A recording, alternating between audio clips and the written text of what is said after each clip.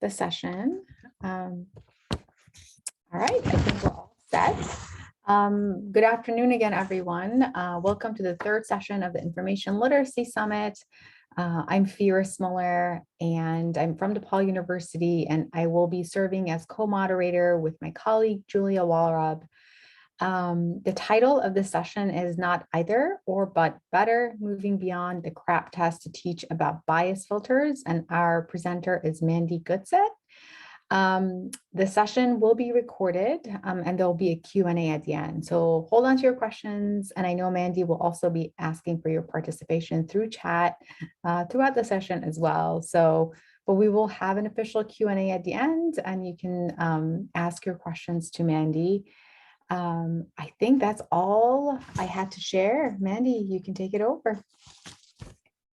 All right. Hi, everyone.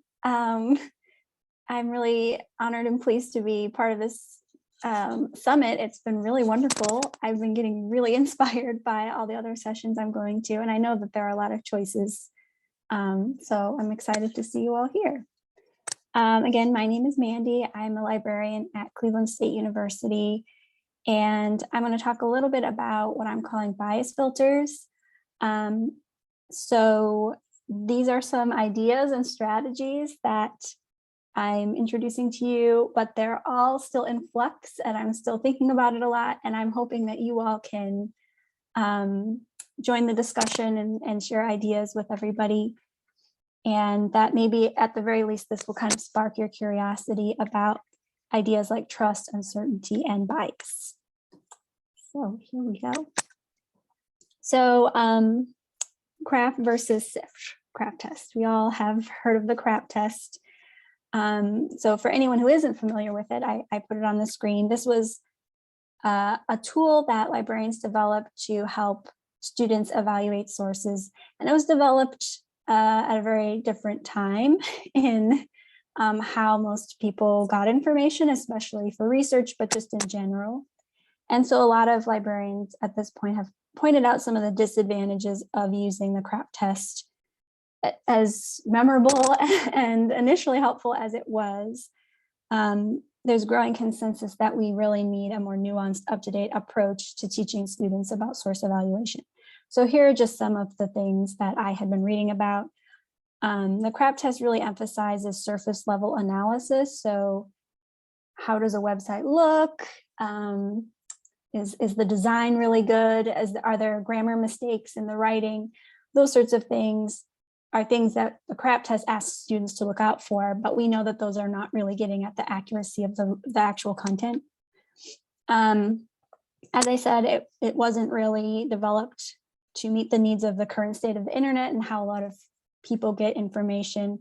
So for example, it encourages using .org versus .com websites. And, you know, this is pretty common knowledge by now, but pretty much anyone can make a .org website. And just because just because a website is .com at the end doesn't mean that it's not good. And so that's a little bit too simplistic way to organize information. And I think kind of the biggest complaint that I've heard about the CRAAP test is that it's kind of like a recipe without the instructions. So it's got the ingredients, here are all the different things to look for, but it doesn't really tell you how to actually put everything together or actually do the work. And so I think for me, and I'm curious what you all think, in my experience, that means that a lot of students are doing a kind of a surface level job of actually going through the CRAAP test. You know, they're really good at currency, they got that down. Relevance, yep, it's related to my topic. As soon as we get to accuracy or authority, they're kind of, you know, it's credible, you know, things that don't actually get at anything. Sometimes we can help them look for markers of accuracy or authority, but if we really wanted them to take a deep dive and really determine the accuracy of something like a journal article, that would actually be a lot of work. It would be very difficult and probably out of the reach of many students. So done correctly, the CRAAP test is maybe like too involved, but done how it's usually done is like the opposite. It's just surface level, kind of trying to check the box and move on. So for that reason, a lot of folks have moved on from the CRAAP test to other things. So one option is SIFT. This is an acronym developed by Mike Caulfield, who is a research scientist at the Center for an Informed Public at the University of Washington's iSchool. And again, I'm sure many have heard of SIFT. It does a much better job of helping students evaluate information in today's online landscape.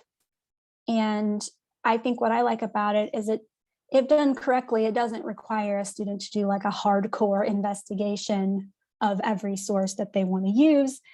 It gives them quick and easy ways to evaluate, but not using kind of surface level meaningless details, but things that really do point to the accuracy or reliability of a source.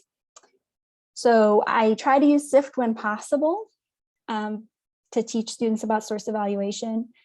There are some challenges. I think it's not perfect for, academic sources. It's really meant more for kind of sources you find out in the wild online, but it's certainly moving in the right direction. However, while it is more practical and realistic, SIFT really doesn't do much to explain to students why some sources are more reliable and accurate than others. So it's kind of sticking at that, let's get them at least checking things, but it's not really getting at why we might want to do that. So why does that matter? That gets me into kind of a tangent topic, conspiracy theory thinking. And I promise I will explain how this is relevant. So most Americans believe in at least one conspiracy theory. So the first thing to note is that conspiracy theory belief is not a psychopathy in its own right. And another thing to note is that conspiracy theory belief is not homogeneous among those who adhere to a specific conspiracy theory. So someone might believe in that conspiracy wholeheartedly. They might say, doctors are out to make money, so they want to get us vaccinated, and then that's going to give us all kinds of health problems or whatever it might be. Or it could be as much as just being a little hesitant, like I'm not sure and I have questions about it. So even within one conspiracy theory, we can have a whole range of responses. However, all conspiracy theory thinking is accompanied by something called epistemic mistrust. And this is a rejection of authoritative accounts of generally accepted explanations. So in a way, conspiracy theorists aren't really looking for, they're looking for ways that the accepted explanation is not true. They're not necessarily looking for a reasonable explanation for how the world is. They're just trying to kind of disprove or sow doubt about explanations that most people believe about things.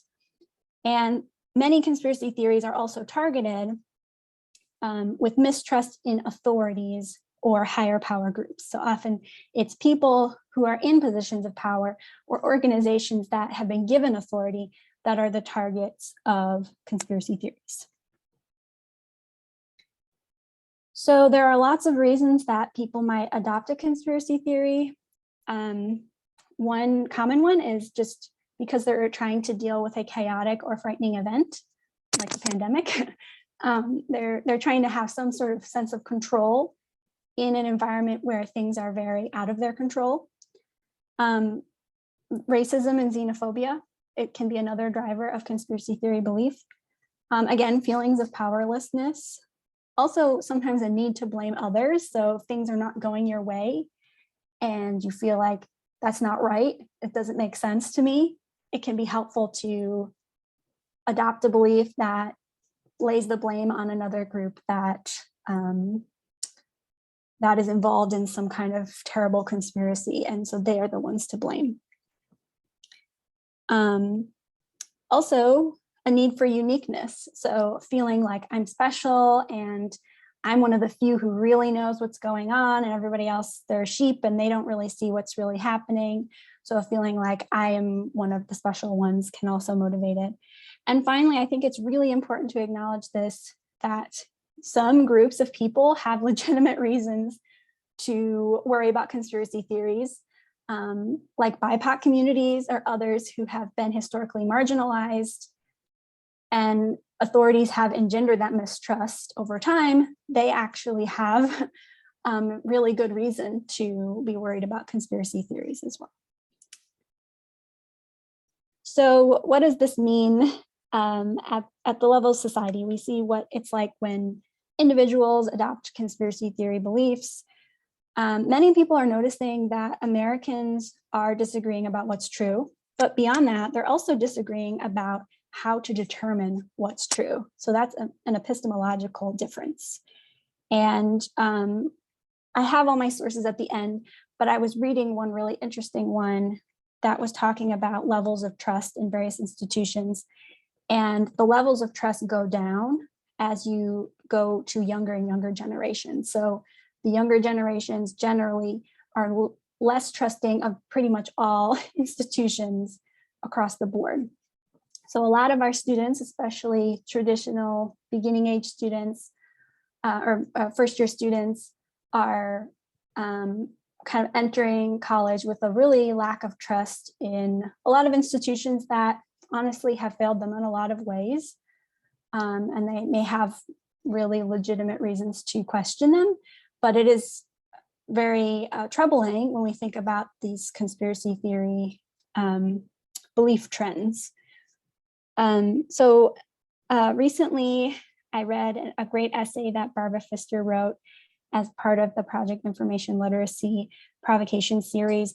And she argues that one big issue that students, and I think people in general, struggle to deal with is uncertainty. They have a lot of trouble with uncertainty. And we talked about how a feeling of lack of control contributes to conspiracy theory thinking. So this is something we should really be working with our students to address. We want them to see that uncertainty is normal and it's okay. And we want them to ask questions and get curious. But I also found that it's complicated. Uncertainty can be weaponized as well, because sometimes people will just be asking questions, and just asking questions about things can really quickly sow a lot of doubt and can lead people down this path of mistrust. So it's very complicated. So where do we fit into this conspiracy theory thinking world, and how does information literacy instruction play a role? I'm going to make a bold claim and say that librarians may have a role to play in developing students' epistemic trust in generally reliable sources of information. But, and this is something that I've been thinking about for a long time, and is really difficult, because at the same time, we don't want to paint certain sources as perfect, as without flaws. We want students to understand that there are legitimate and real problems with academic sources, for example, with the peer review process and with who's represented in scholarly sources and all of those things. How can we do that without them kind of making a leap to saying, well, I guess I can't trust anything? So that's what I'm going to talk about. I just want to take a look at this chat really quick.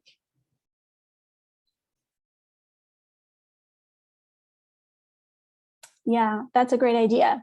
One way to have empathy is to think about some of the more harmless or silly conspiracy theories.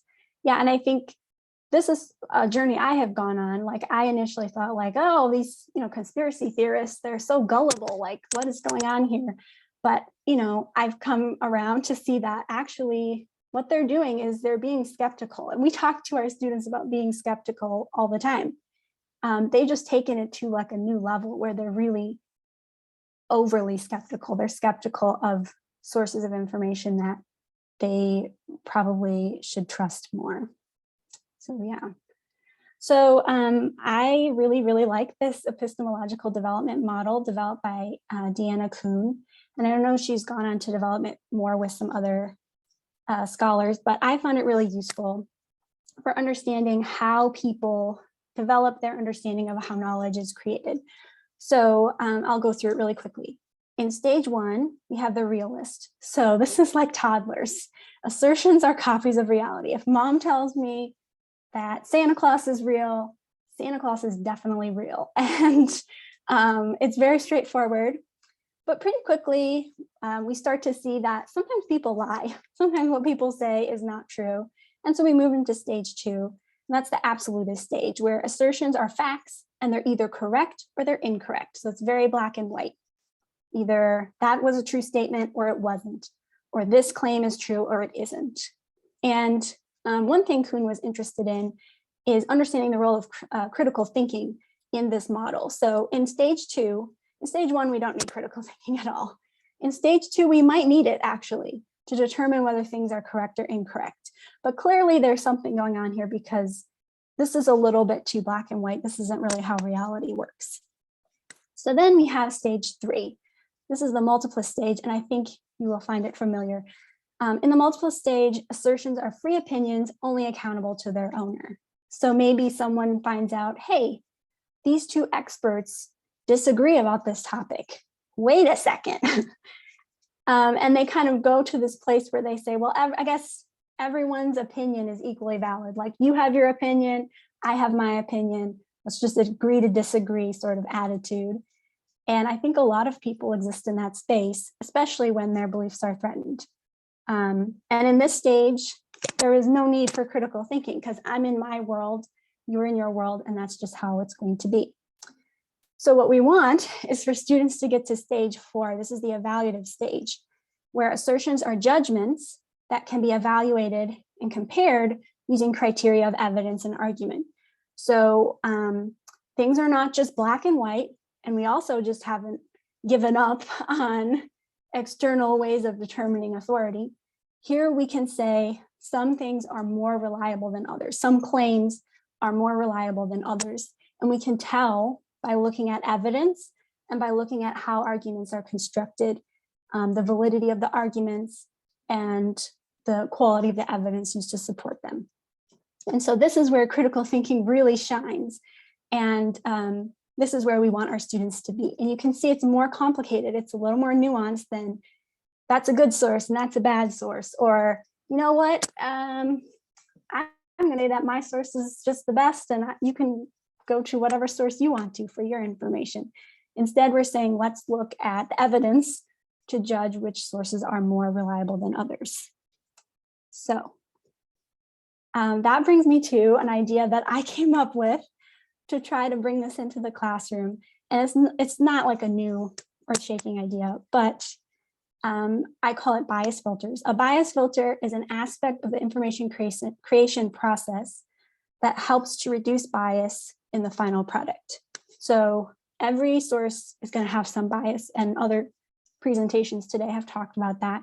Every source is created by human beings, so it's necessarily going to have some bias, but that doesn't mean that they're all equally reliable, right? Some sources have these bias filters to try to reduce bias along the way in the creation process. And we want to make sure we understand that so we can make reliable decisions about what sources to trust. So here are some examples of bias filters that I came up with. Peer review, not perfect, but its purpose is to reduce bias in the end product. Sources that have fact checkers or fact-checking teams.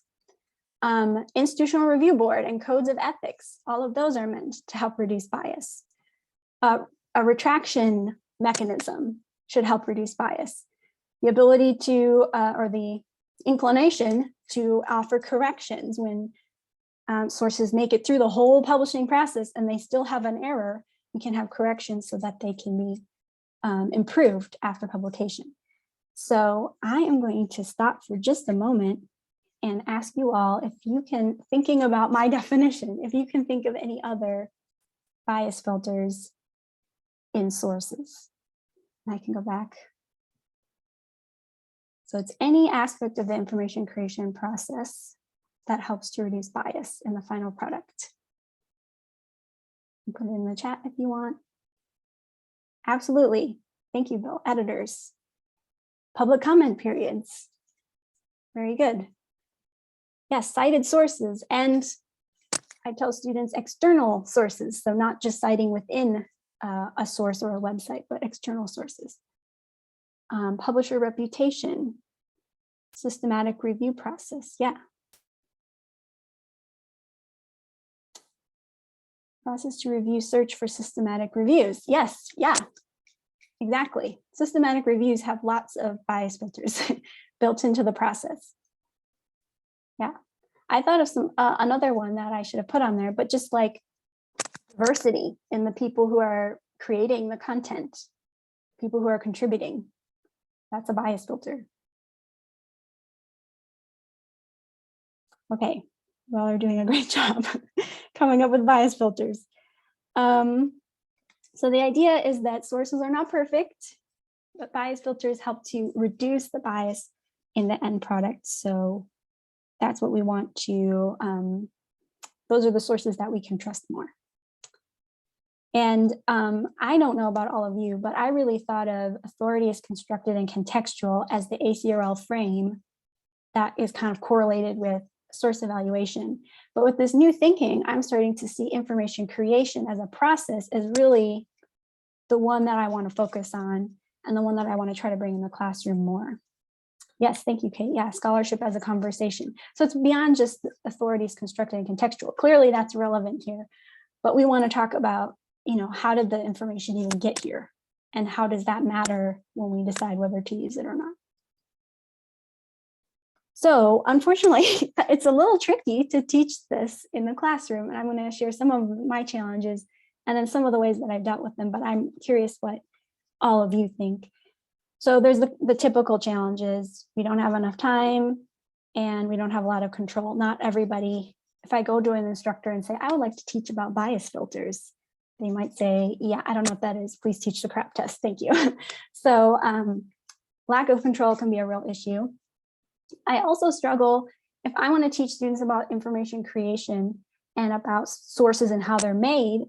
You know, I could spend a lot of time describing how different sources are created. It would take most of the time. And frankly, I think it would be kind of boring for students. They don't necessarily want to know those details.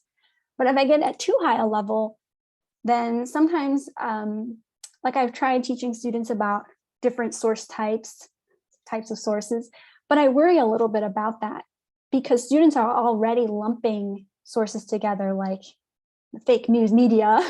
And the reality is there's a lot of differences. There are a lot of differences between how different news sources create information. So do we really want to lump them all together and say, here's how news sources create information? I don't know about that. Another challenge is just that this is complicated. And we talked about how students struggle with uncertainty. And then I was in a presentation last week, I think, and someone was asking in this sort of context, well, why should students trust us? What makes librarians? We're just like another voice that's vying for their trust. Why should they trust us? I don't have an answer for that, but hopefully we can demonstrate for them why this is good for them, why this is helpful for them to take this approach. And then I think the biggest challenge is that bias filters is a great idea. It's difficult to turn it into a practical activity in the classroom because they're very difficult to identify. How to identify? If I tell a student, please go to that news source and find all the bias filters, that's really difficult. They're not going to necessarily know, is there a fact-checking team for that, you know, journal or newspaper? Do they follow a code of ethics? I don't know. How would I know that? It can be very difficult. So I'll talk about how I deal with that. Here are kind of my general strategies for some of these things. So to the first issue of it being just challenging to when we have only like a one shot with the students. If you can work with instructors who are trying something new, that has worked for me. If they are at least a little bit interested in misinformation, I can usually get them on board with, let's talk about bias filters. Let's talk about something a little bit more nuanced. As far as the uncertainty, embrace it and try to model it for students. I think that's a really good way. If you can do activities in the classroom that are more on the fly, where you're just looking through a source together with the students, I think that demonstrates to them that this isn't always easy and that there are not, you know, answers that are really like pat answers. We're not at level 2 in the epistemological model, we're at level 4. So we need to actually look at what evidence there is to trust this, and it's going to be a little bit more complicated. And then in terms of my problem with actually identifying bias filters, this is, I think, where SIFT can be really useful. So the I in SIFT stands for investigate the source. And so there are some really easy and quick things that students can do when they've learned SIFT. to not do a deep dive necessarily into all the bias filters of that source, but to quickly identify the likelihood that it's trustworthy. So really, this bias filters idea is not about practical quick tips. It's more about a long-term helping students understand why they should trust certain sources and giving them a better groundwork for why we give certain sources authority over other ones. So here's what I do in the classroom sometimes, and these are not perfect strategies. For these next two, I have the slides that I use in a folder. I'm going to share the link to that with you if you're curious. So I know I said we shouldn't just like lump sources together, but I find it helpful to just start with popular versus scholarly sources, talk about them, what are the differences. Usually the students know enough to be able to tell.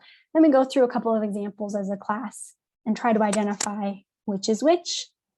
Then I introduce the idea of bias filters, and we also have a discussion about bias. And then I ask them, what do you think the likelihood is of either popular or scholarly sources having more bias filters? And they're usually, pretty good at identifying scholarly sources probably have more bias filters. But we don't want to be, too black and white about it. Popular sources can have bias filters too, and we talk about that in some examples. And then finally, I give them some case studies that they can practice looking at some specific examples of sources and whether they would be appropriate to use. So that's one approach. Another approach is to use an example, and I find Wikipedia actually to be a really good example to use. Wikipedia has several really overt bias filters at its core. So they require a neutral point of view. That's clearly a bias filter, and their community monitors that. They require their entries not to have any original research in them and to all be verifiable. So everything in there must be cited to an outside source that can be accessed. And so we talk about how that's helpful for reducing bias. And then we talk about the bias that still exists in Wikipedia. Most entries are written by white American males, and they write about what they care about. So there are all kinds of subjects that are just not covered. And 77% of all the articles in Wikipedia are written by 1% of its editors. So there are just some people that are really, really productive, and those people by and large are white American males. So then we can talk about that. We can talk about how despite these bias filters, we still have some bias, but we can talk about then have a discussion about what Wikipedia is useful for. How can we use it? And how can we make sure that we're being responsible when we use it, even for research? So that has been a really fun way of talking about bias filters in a non-direct way. And then the last strategy I would share with you, and this is definitely in the early planning stages, but I have given it one try, is to play a game. And it is a build your own newspaper game. Your goal is to keep your newspaper afloat. You get accuracy points, you get popularity points, and usually we would divide the class into teams of 3 to 5. So this is something that we've done in in-person class. I don't know how it would work in an online class.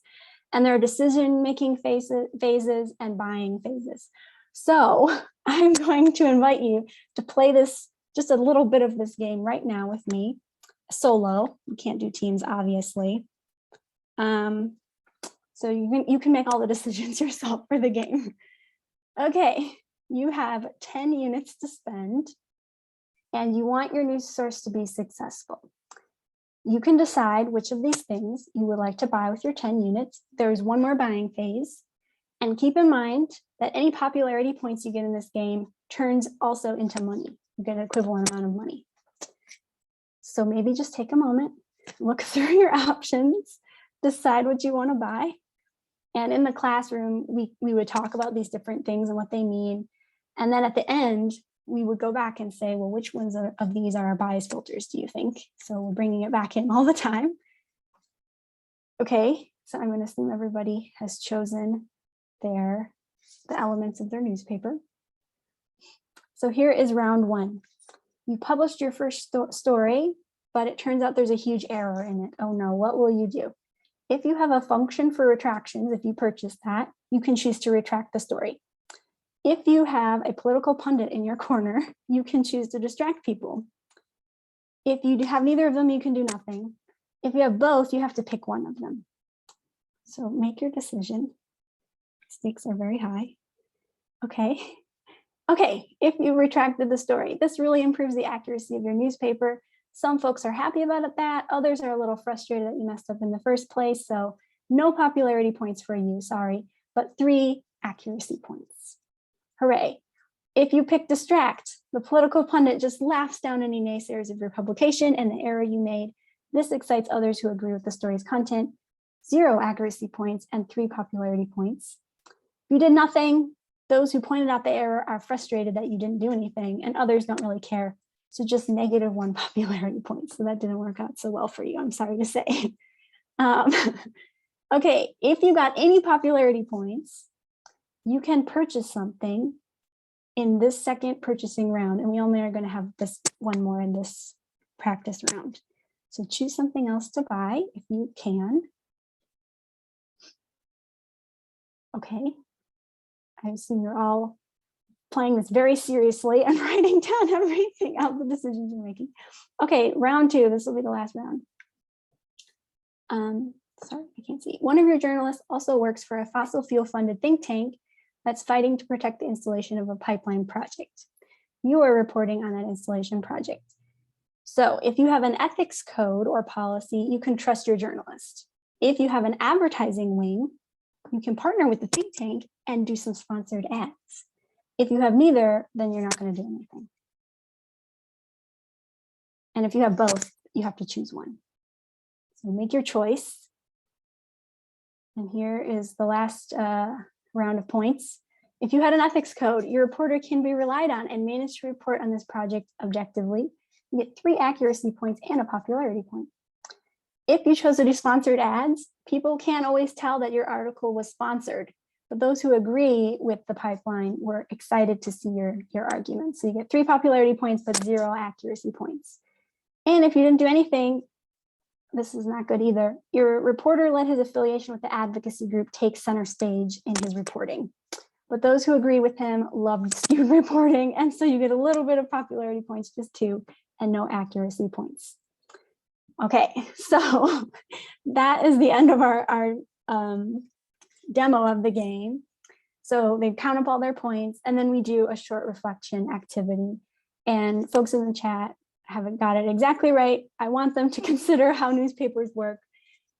It's not perfect. It's not like an exact replica of how newspapers work, but it gets them thinking, if you're a small local newspaper, what are some challenges you might face? And they catch on pretty quickly, like, hey, things that make me more popular get me money so that I can do things. Interesting. If I wanted to be accurate, it would be difficult if I didn't have the money. And then I also want to emphasize to them that different newspapers produce news in different ways. So some newspapers will have more bias filters, where others will be more concerned with popularity. And then I also asked them, what advice would you have for others who assume all newspaper sources are equally bad, which is clearly a leading question, but they gave really great and interesting answers to that, which really helped me helped give me confidence that they were understanding what I was trying to get at here. So that is my, yes, if you wanted to put your score in the chat, you could. Clearly my game needs some more work. I have a little bit of time here. This is mostly what I wanted to share with you, but I'm curious. I'd love to hear from all of you in the chat, or if you wanted to unmute, how you all teach this information creation as a process frame, or if there are other ways that you teach about bias filters, even though you probably didn't call them that you would recommend to others. I will just be quiet for a moment here.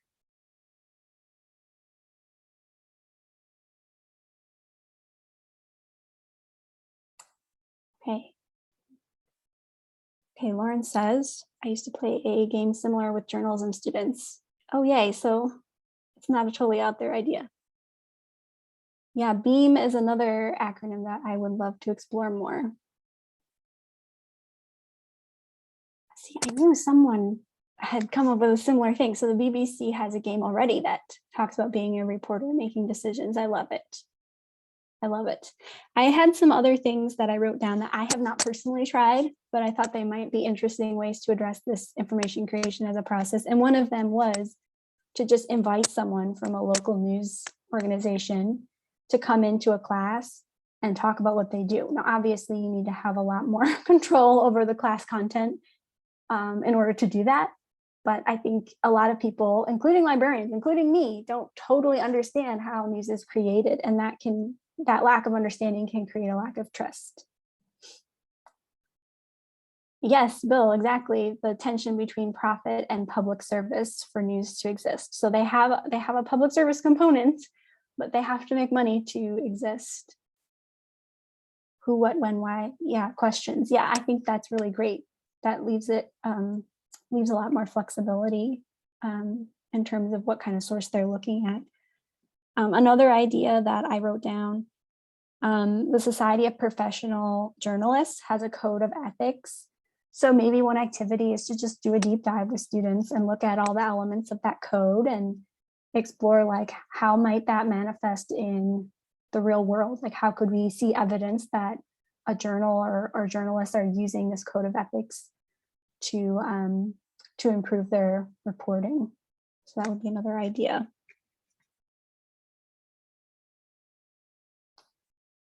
Josh is asking, how long does it take to do this game activity? So it actually doesn't take that long. However, that was a complaint that I got from the instructor. So I'm super fortunate. I'm working with an instructor to develop all of this, and then we want to actually study it and then publish about it. So we really got to work on this game. But I think it needed a lot more explanation and a lot more context. So once we add that, it'll be a little bit longer, but it really only took like maybe 20 minutes to do. So it wasn't a huge amount of time. And then they had some reflection questions. So that didn't take very long either.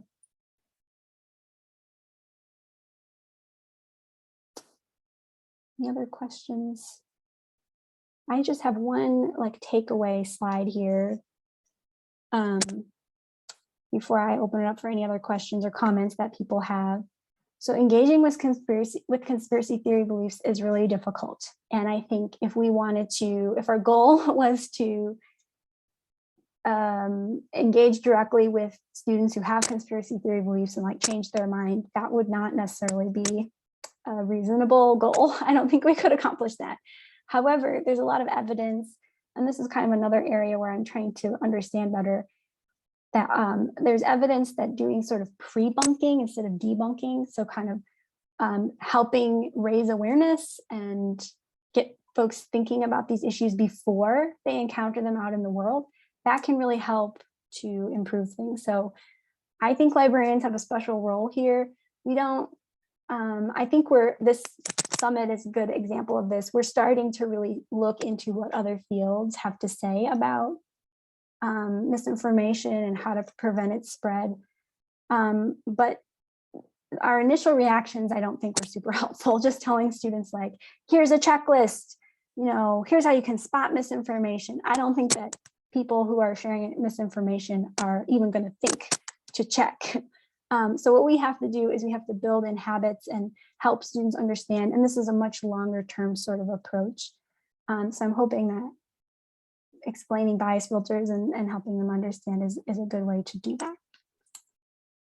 So that's all I had. Oh, I will share this link to my slides in the chat. It's a folder and it has slides from my sessions that I've taught, and then these slides, so you have access to all of that. But I welcome any questions or comments that you have. Thank you so much, Mandi. This was really thoughtful, and I know here at DePaul, we're very much considering how we are teaching source evaluation, especially during our first year writing classes. So we're definitely going to come back to this, and we will make all of the material that presenters are making available. We'll add them all to the information literacy website in May, along with the recordings. So we will have those there as well. And Mandi also included it in her in the chat for us as well. I know I see Josh's hand is up. Josh, go ahead and feel free to mute yourself if you'd like and ask your question. Thank you. I just had one quick question, Mandy, about the SIFT. I'm not familiar with SIFT, and I was wondering, um, do you prefer SIFT over CRAAP because it is less of a checklist? Is that are there other reasons? Yes, so I did not really go into it, and Michelle helpfully put a link in the chat. But SIFT is much more, it's kind of employing the strategies of a fact checker, so encouraging lateral reading. I've simplified it even more. I just have them stop, so that's important. They have to stop and really think about what they're doing. That is difficult for students. Then the next step is investigate the source. So even just looking up the source in Wikipedia, or just kind of doing that lateral reading where they go outside of the source, they don't go to the about page, they look elsewhere. And then I just ask them to investigate the claim. And that is super easy. They go to like Snopes or some other fact-checking site and check the claim that's being made and let others do the work for them. Or they can sometimes go to like Google News and just look up the claim and see if there's a lot of discussion about it. And that's pretty much it. And it's really quick and it's really easy.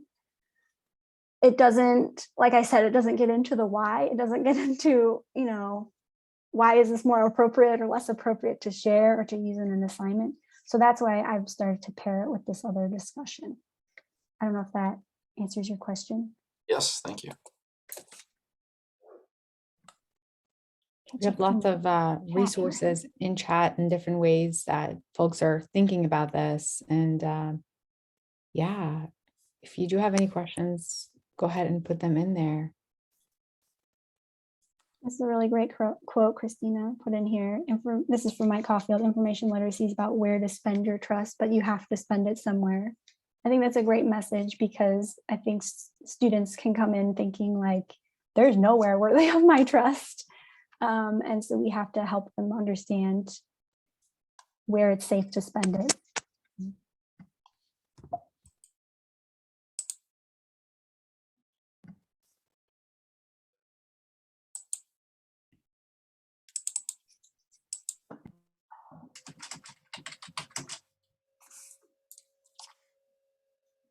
Discussion about difficulty of teaching these issues with the time allowed.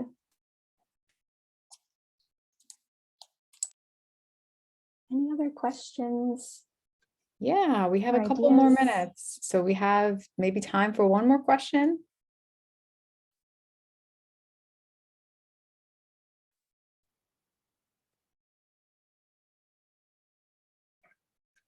Nothing else, maybe, you know, this gets everybody thinking and discussing this with your colleagues, like how do we want to approach source evaluation in the classroom?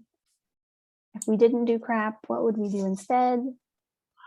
Can I ask you one more question? Yeah. So you're using this primarily for research evaluation of online sources and not discussion of really academic resource evaluation? Yeah, for the most part. And I think that's where it's tricky, because we still want students to use academic sources, but we don't necessarily need them to do the same sort of evaluation as when they go out online. But I think it would also be not so good to just assume that students are using databases to find the sources that they're going to use, because I think they are going online and they're finding things. Some of them are actually perfectly good, but some of them are not. And so it's good to give them the tools so they can do that better. Thank you. Yeah, well, thanks, Kate. Yeah, still super useful. Yes, it's still useful with academic sources. So definitely worth investigating SIFT. Right. All right, we still have a lot of great comments coming through. It seems like Yeah, that's a several great point, folks Amy. are saying that they use SIFT. Yes. Yeah. I think we're at time here. Thank you so much, Mandi. This was really, really helpful as we're all kind of thinking about this, especially after the pandemic. We have a lot to consider about what we're going to teach students during such limited time with them. And I think there are some thanks in chat for you as well. And yes, we will share the information along with the slides and the recording on the information literacy website, and we'll make those available sometime in May. So be sure to check back, and thank you everyone for joining, and thanks again, Mandy.